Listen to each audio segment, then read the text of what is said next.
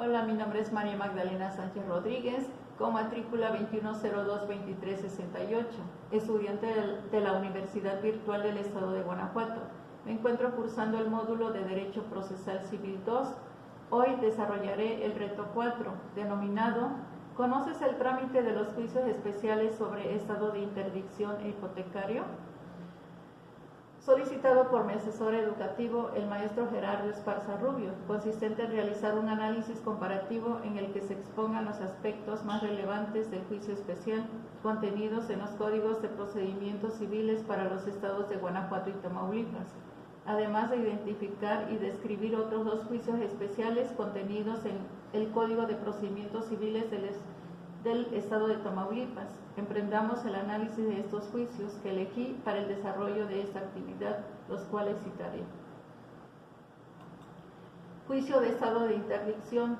El estado óptimo del ser humano es aquel que le permite gobernarse por sí mismo, pero cuando la persona no tiene las condiciones y aptitudes para hacerlo, en este caso la ley prevé que se puede solicitar la declaración de estado de interdicción a través del trámite de un juicio especial. Para el análisis comparativo del juicio de estado de interdicción, nos basaremos en las disposiciones argumentadas en el Código de Procedimientos Civiles para el estado de Guanajuato y el Código de Procedimientos Civiles para el estado de Tamaulipas. Analizando ambos códigos, queda de manifiesto una gran diferencia en el procedimiento del juicio de declaración de interdicción, como por ejemplo, en relación a quienes pueden solicitar la declaración de estado de interdicción, resulta relevante que en el Código de Procedimientos Civiles para el estado de Guanajuato, en su artículo 702, se funda que puede pedirse por el cónyuge, por los presuntos herederos legítimos o por el Ministerio Público, sin perjuicio de disposición especial de la ley. Mientras que en el Código de Procedimientos Civiles para el estado de Tamaulipas, en su artículo 568, fracción sexta, argumenta que se pide la especificación del parentesco o vínculo que une el promovente con el presunto incapacitado, destacando que en este precepto legal se menciona cada uno de los motivos y se enlistan los requisitos con los que se debe solicitar la declaración de estado de interdicción. En ambos códigos se inicia con la presentación de la demanda, que consiste en la solicitud de declaración de estado de interdicción. La diferencia entre ambos consiste que en el Código de Procedimientos Civiles para el estado de Guanajuato no se describen los datos que debe contener dicha demanda, mientras que el Código de Procedimientos Civiles para el estado de Tamaulipas sí se describe a detalle el procedimiento que debe seguirse para la presentación de la demanda, de cómo se tramita el juicio especial de declaración de estado de interdicción. El artículo 703, párrafo 2 del Código de Procedimientos Civiles para el estado de Guanajuato, se argumenta que, una vez presentada la demanda, el juez, antes de hacer la designación de tutor interino, girará un juicio al registrador público para que se cerciore de que no haya nombramiento alguno de tutor autodesignado, marcando la diferencia entre el Código de Procedimientos Civiles para el estado de Tamaulipas, en su artículo 569, fracción 1 y 2, que fundamenta que una vez recibida la demanda, el juez de manera directa dispone que se notifique al Ministerio Público para que se nombre al incapacitado un tutor interino. El nombramiento de tutor puede ser designado entre las siguientes personas: cónyuge, padre, hijos, madre, abuelos o hermanos. Ambos códigos concuerdan.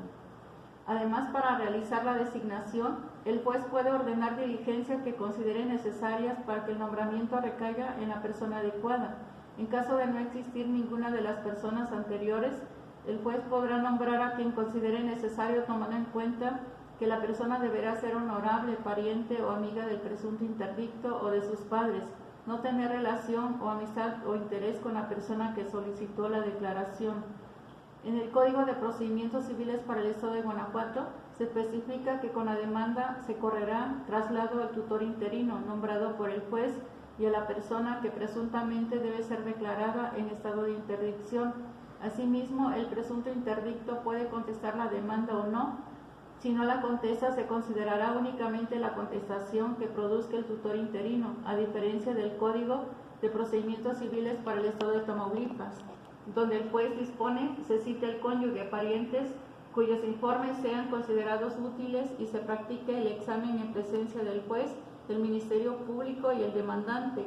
El juez, de ser necesario, interrogará a la persona cuya interdicción se pide, escuchará a peritos y demás personas citadas formulándoles preguntas que considere necesarias. Asimismo, la persona de quien se pide la declaración de interdicción puede comparecer y efectuar por sí todos los actos procesales, incluidas las impugnaciones, mientras no exista resolución estableciendo el estado de interdicción. Sin embargo, tan pronto como se subsane la omisión, será el tutor quien intervenga únicamente.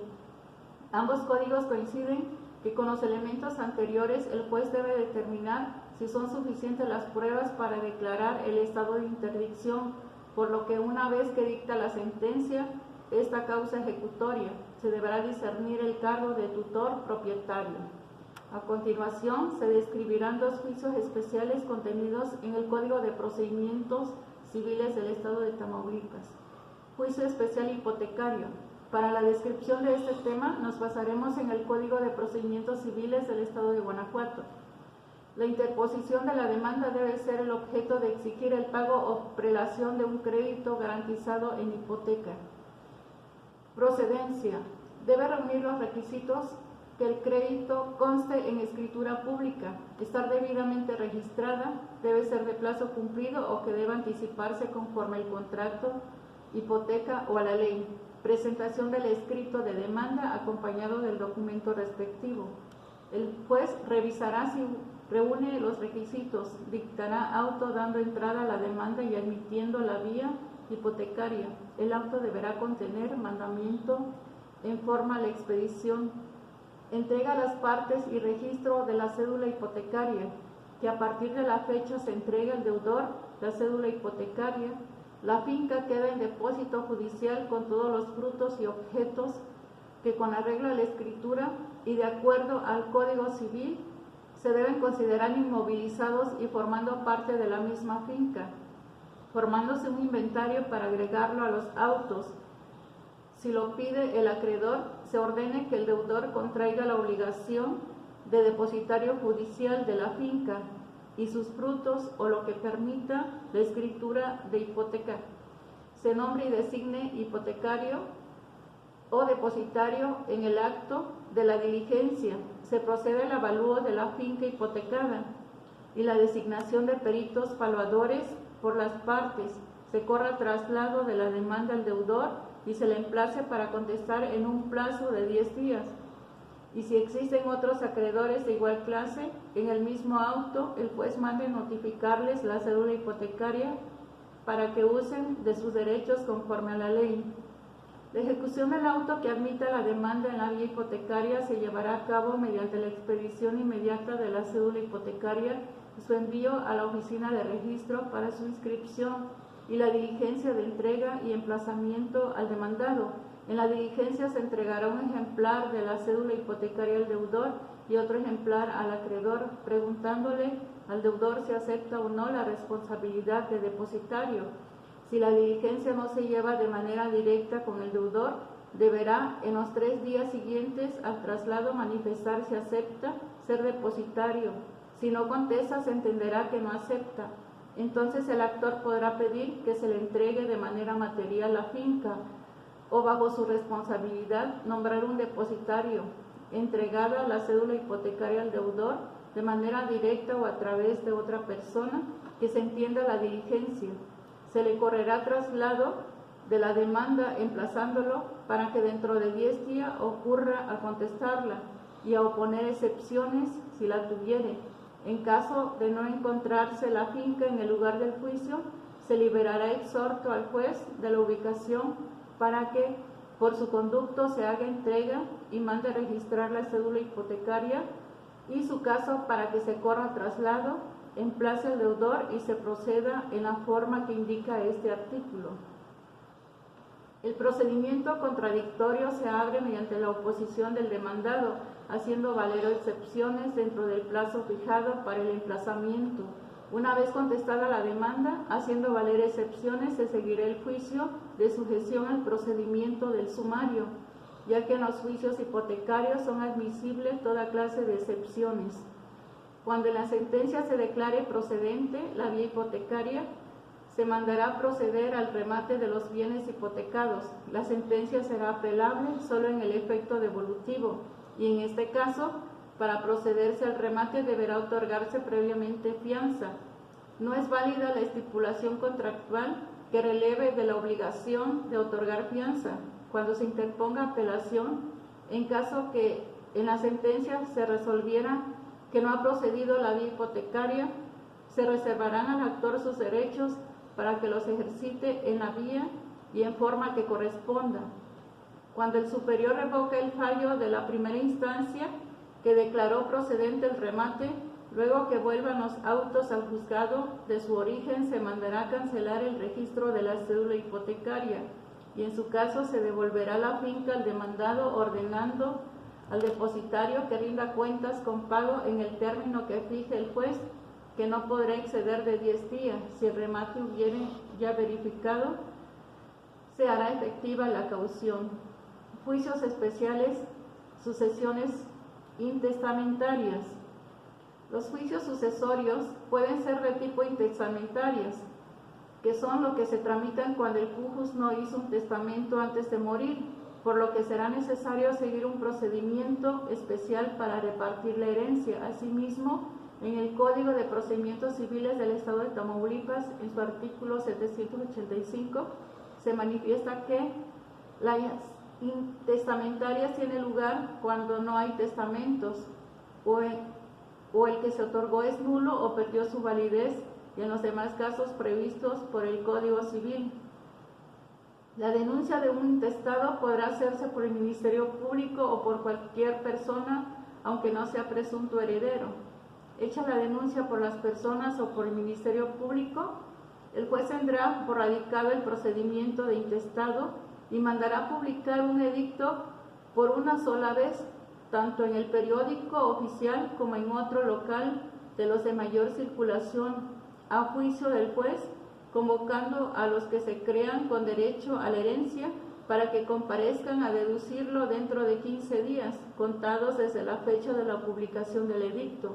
Durante ese tiempo podrán presentarse los interesados a la herencia con los respectivos documentos que comprueben su parentesco. Una vez concluido el término de los 15 días, el juez pondrá los autos a disposición de los interesados por un término de 10 días, dentro del cual cada uno de los interesados presentará escrito reconociéndose entre sí o impugnando el derecho de uno o más de los presentes y manifestarán a quién dan su voto para albacea. Pasando los 10 días, el juez, hayan o no alegado los interesados, pronunciará sentencia. En la sentencia, el juez declarará herederos a los que justificaron su parentesco con el autor de la sucesión, y si ninguno lo hubiere justificado, declarará heredera a la beneficencia pública. En la misma sentencia se resolverá quién será el albacea, que será nombrado por el juez de entre los herederos declarados. Si ninguno hubiere obtenido mayoría de votos, si la beneficencia pública hubiere o fuere la heredera, su representante será nombrado albacea. Esta sentencia es apelable en ambos efectos. Dentro de los 10 días a la aceptación del cargo, el albacea debe proceder a realizar el inventario y avalúo correspondiente. Puede realizarse por el actuario del juzgado o por un notario nombrado por la mayoría de los herederos. Asimismo, los herederos, dentro de los 10 días siguientes a que hayan sido reconocidos como tales, designarán peritos valuadores señalando un día y hora para que el notario o el albacea concurran a hacer la descripción de los bienes. Esa diligencia será firmada por todos los concurrentes, por lo que dichos peritos procederán a la evaluación de los bienes. En caso que haya bienes inmuebles, el albacea deberá adjuntar al inventario los títulos de propiedad para ponerlos a la vista de los interesados. En caso de considerarlo conveniente, de no existir oposición, inventario y avalúo se aprobará sin más trámites. En caso de oposición, se tramitará de forma incidental. Administración de los bienes. Corresponde al albacea. En el caso de que haya existido una sociedad conyugal, la administración de los bienes corresponderá al cónyuge superstay, siendo el albacea únicamente un órgano de vigilancia. El albacea judicial tendrá los mismos honorarios que se fijan para el inventor. En el artículo siguiente y asimismo son aplicables las demandas y disposiciones relativas al interventor. Al albacea corresponde el 2% del importe de los bienes si no exceden de 20,000 pesos, el 1% si el importe llega hasta 100,000, el 5% si el importe excede de 100,000 pesos. Sobre la cantidad de excedente, los honorarios del interventor se fijará por juicio pericial. Los únicos casos en los que se podrá enajenar los bienes inventariados son cuando los bienes pueden deteriorarse, cuando sean de difícil y costosa conservación y cuando para la venta de los frutos se presenten condiciones ventajosas. Cualquiera de las personas antes nombradas que hayan tenido la administración de la herencia está obligada a rendir una cuenta bimestral, pudiendo el juez exigir de oficio el cumplimiento de este deber. Este proyecto solo se presenta en el caso de que haya productos de bienes hereditarios, por lo que dentro de los 15 días siguientes a la aprobación del inventario, el albacea deberá presentar un proyecto de distribución provisional. Una vez aprobada la cuenta general de administración, el albacea deberá presentar el proyecto de partición de los bienes, de acuerdo con lo que disponga el Código Civil. En caso de que no pueda hacerla por sí mismo, deberá manifestarlo para que nombre a un contador que la realice. El albacea que no cumpla con las obligaciones siguientes será removido de plano cuando no presente el proyecto de partición dentro del término de ley, cuando no manifieste dentro del término de ley que no puede hacer la cuenta para que se designe un contador, cuando no presente el proyecto de distribución provisional de los productos de los bienes hereditarios y cuando los interesados se muestren unánimemente conformes. Concluido el proyecto de partición, se mandará poner a la vista de los interesados para que manifiesten si tienen oposición. Si no hay oposición, el juez aprobará el proyecto y dictará sentencia de adjudicación. Si hay oposición, esta se terminará o se tramitará vía incidental. Gracias.